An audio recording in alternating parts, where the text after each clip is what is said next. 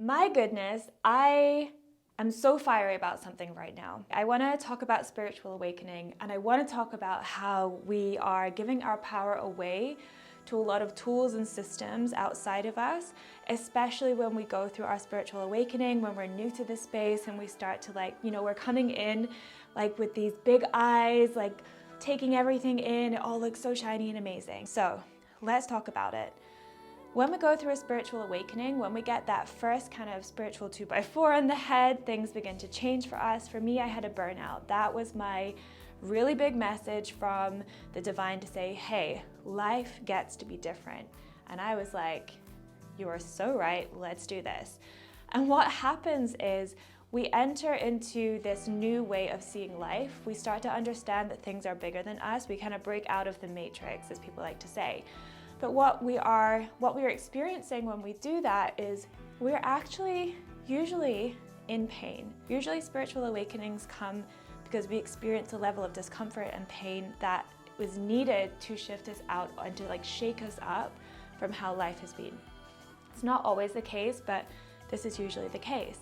And because we are in pain and we've never been taught how to care for ourselves and how to really nourish ourselves and look after ourselves and love ourselves in these moments, we end up latching on to tools and systems outside of us, giving our power away to those things, thinking that they will be able to solve everything and fix everything. And when you come in to learn about things that exist, like your astrology and the depths that you can go to with astrology, about your human design, about your Enneagram, when you learn about tarot cards and oracle cards and going to an ayahuasca ceremony and all of these things, we start to forget that we have a lot going on in here that we need to go in and look at and actually do the healing, shift the patterns, see what's in there before we start to go outside. What's happening when we're going outside, aside from giving our power away, like I mentioned, is we are still ignoring the inner pain. We are still ignoring the inner wounds and the inner patterns. And then what happens is 10 years down the line, when you're now a human design expert and this kind of expert and you understand energy and you know everything, you are still finding that those old patterns from pre-awakening time are still playing out in your reality because you haven't taken the time to go in and have a look and do a cleanup before you started taking things further and expanding further. So my kind of advice and recommendation for anyone who is going through spiritual awakening, and this is really the beginning of it for them, do you first. Really go into you, go into your human self, go into your belief systems, go into your patterns, go into your thoughts, go into the way that you are moving, how you think about yourself, what you believe to be true about yourself. Go into that first and build your foundation, build yourself up. Start to fill in all the cracks, get rid of what doesn't serve and start to call in what does serve you.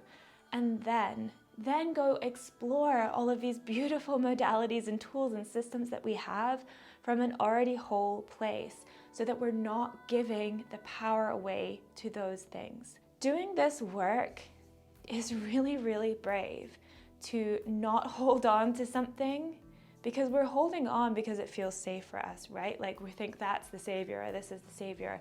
We're holding on because we are giving something more value than we give ourselves. But when we let go and actually create the space for this inner work to create our inner reality, life transforms.